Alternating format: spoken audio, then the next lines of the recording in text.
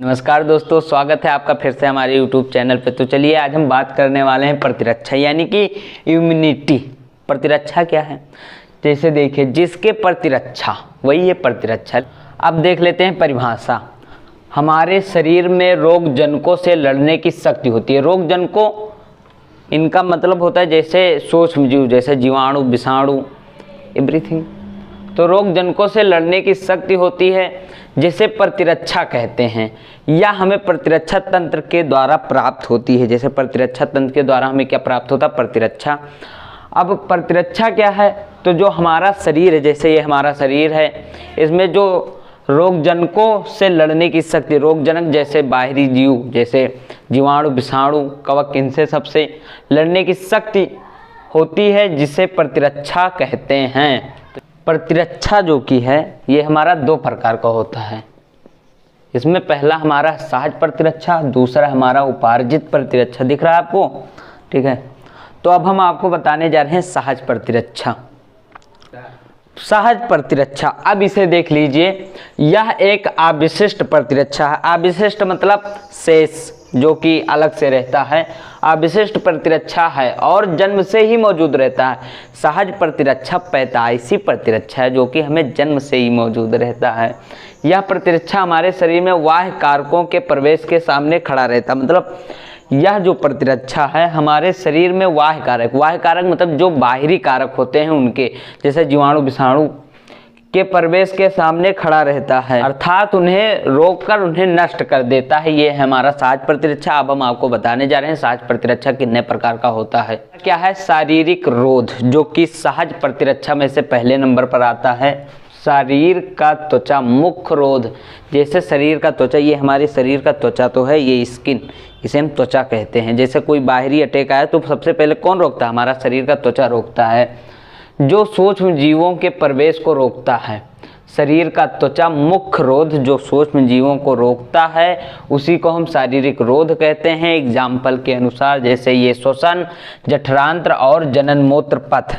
इसमें क्या? एपिथेलियम का श्लेष्म आलेप। इसको देख लीजिए, ये एक व्यक्ति है, इसका चेहरा है। अब इसमें ये ऐसे ली गई है, ठीक है। यहाँ से ये नाक से कनेक्ट होकर, ठीक। अब यहाँ से ये ऐसे होकर ऐसे ये मान लीजिए फेफड़ा है। मानने में क्या जाता है? मान लीजिए नाक द्वारा गई वायु में कुछ कण होते हैं, मानते हैं आप, कण होते हैं। अब यहाँ से आया ऐसे, तो यहाँ जो होता है, यहाँ हमारा क्या होता है? यहाँ हमारा श्लेष्म आलेप होता है, जो कि इन कणों को यहाँ पर चिपका लेता है। इसलिए हमारे फेफड़े में क्या होता है? नहीं पहुँचता है। क्या नहीं पहुँचता है? तो बाहरी जीवाणु नहीं पहुँचते हैं, विषाणु नहीं पहुँचते हैं, यहीं पर रुक जाते हैं, यहीं पर। इसमें हमारा दूसरा क्या है? कायकीय रोध। इसको भाई अमाशय में अम्ल, मुंह में लार, आंखों के आंसू, ये रोगणीय वृद्धि को रोकते हैं। जैसे देखिए, अमाशय में अम्ल, अमाशय में कौन सा अम्ल होता है? तो HCl यानी हाइड्रोक्लोरिक अम्ल।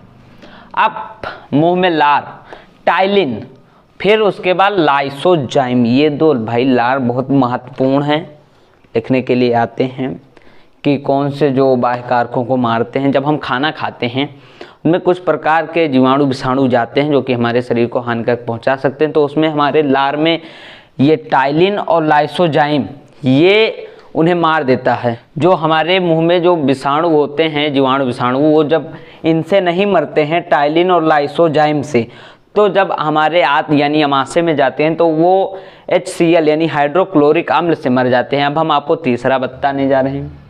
अब हमारा इसमें तीसरा क्या है? कोशिकीय रोध। शरीर के रक्त में न्यूट्रोफिल्स, मोनोसाइट, लिम्फोसाइट, ये रोगाणुओं का भक्षण करके उन्हें नष्ट करते हैं। ये भक्षकाणु भी हैं। देखिए हमारे ब्लड में श्वेत ब्लड, WBC, फिल्स, मोनोसाइट, लिम्फोसाइट, ये रोगाणुओं का भक्षण करके उन्हें क्या कर देते हैं? नष्ट कर देते हैं। चौथा और सबसे लास्ट क्या है? साइटोकाइन रोध। यानी विषाणु से संक्रमित कोशिकाएं, जैसे कोई कोशिका है वो विषाणु से संक्रमित है वो कोशिका इंटरफेरॉन नामक प्रोटीन का संश्लेषण करती है। जैसे मान लीजिए ये कोई कोशिका है, ठीक, अब ये संक्रमित है, मान लीजिए, अब जब संक्रमित है तो इसके आसपास की जो कोशिकाएं हैं उनको बचाने के लिए, कि वो संक्रमित ना हो, उनको बचाने के लिए इंटरफेरॉन नामक एक प्रोटीन होता है जिसका वो निष्कासित करती हैं अपने आसपास, ऐसे ऐसे कि ये आसपास की जो सेल हैं ये संक्रमित ना हो, यानी असंक्रमित ही रहें। मुझे उम्मीद है कि आपको सहज प्रतिरक्षा समझ में आ गया होगा। अब हम चलते हैं उपार्जित प्रतिरक्षा की तरफ। प्रतिरक्षा में से हमारा ये कौन से स्थान पर है? ये हमारा दूसरे स्थान पर है। तो इसकी परिभाषा देख लेते हैं। ये जन्म के बाद होने वाली प्रतिरक्षा है, मतलब ये जन्म के बाद होने वाली प्रतिरक्षा है। यदि कोई रोग शरीर में प्रवेश करता है तो पहले उसे पहचानता है, फिर उसके बाद उसे नष्ट कर देता है। देखिए भैया, इसका काम क्या है कि शरीर में कोई रोग आया तो पहले उसे पहचानता है कि ये शरीर का है या बाहर का है, तो पहले उसे पहचानता है, उसके बाद उसे नष्ट करने का कार्य करता है। ये 2 प्रकार का होता है, चलिए बताते हैं। तब तक के लिए आप वीडियो को लाइक कर दीजिए। वो प्रतिरक्षा में हमारा दूसरे नंबर पर आता है उपार्जित प्रतिरक्षा। उपार्जित प्रतिरक्षा में हमारा पहला क्या आता है? सक्रिय, जिसे हम चेष्ट उपार्जित प्रतिरक्षा कहते हैं। और दूसरा हमारा क्या है? निष्क्रिय अपान निश्चेष्ट, इसे हम निष्क्रिय उपार्जित प्रतिरक्षा, निश्चेष्ट उपार्जित प्रतिरक्षा के नाम से जानते हैं। सक्रिय चेष्ट की परिभाषा क्या है?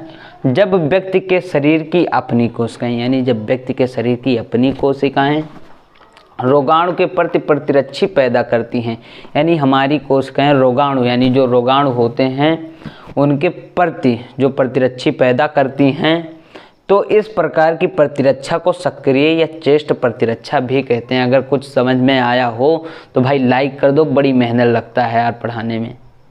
और इसी तरीके से और वीडियो पाने के लिए चैनल को कर लीजिए सब्सक्राइब और घंटा दबाना तो मत भूलिएगा। निष्क्रिय या निश्चेष्ट प्रतिरक्षा, परिभाषा इसका क्या है? जब शरीर के रक्षा के लिए, यानी हमारे शरीर के रक्षा के लिए बने बनाए प्रतिरक्षी सीधे ही शरीर को दिए जाते हैं। जैसे बने बनाए प्रतिरक्षी मतलब दवा वगैरह जब हमारे सीधे शरीर को डायरेक्ट दिया जाता है, तो ऐसे प्रतिरक्षी को हम क्या कहते हैं? निष्क्रिय या निश्चेष्ट प्रतिरक्षा कहते हैं। अगर आपको वीडियो पसंद आई हो तो पेपर का माहौल चल रहा है, अत्यधिक पढ़िए। वीडियो अच्छा लगा हो तो लाइक, कमेंट एंड सब्सक्राइब जरूर करिएगा। Thanks for watching my video.